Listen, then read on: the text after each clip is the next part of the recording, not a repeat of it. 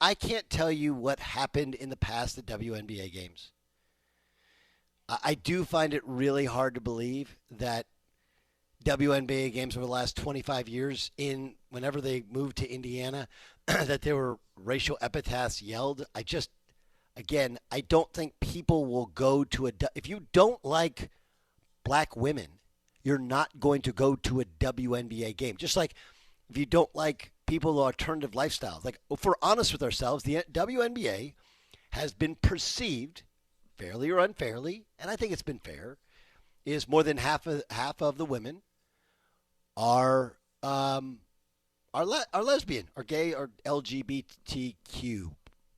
No T, but L, whatever. Okay, alternative lifestyle, however you want to determine it. So, again, you're telling me that people that go and attend the sporting event that is made up of, I don't know, predominantly, or even if it's 50-50, black women, and made up of, even if it's 50-50, lesbian women, people pay money to see them, and they're racist, and they yell racial epithets. That's hard to believe.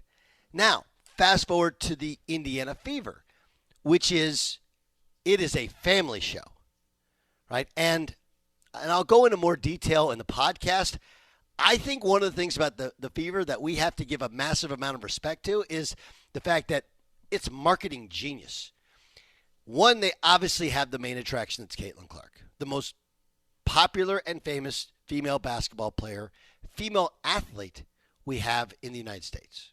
I think that's a fair, like Katie Ledecky is way more accomplished, but she is just a fraction of as known and as popular as Caitlin Clark. That's fair, right? So you have this rocket ship of success and marketer's dream. So they make over the roster, and they have talent. They have who are the two women there? Iowa Sam, Sophie Cunningham and Lexi Hull. Right, we're both beautiful blondes, and they both have really good personalities. So again, it's kind of and I don't know if they're heterosexual. I'm guessing they are, especially with one of the stories about one of them out today.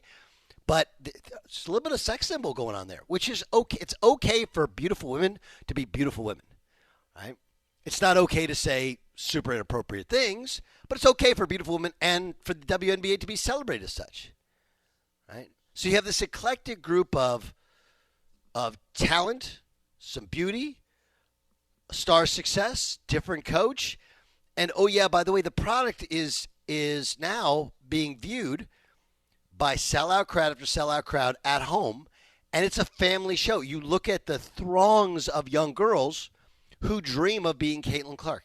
The idea that one person, let alone a group of people, would be yelling racial epithets when half of the Fever are black. Like, why would anybody who attends that event allow that to happen? They would not.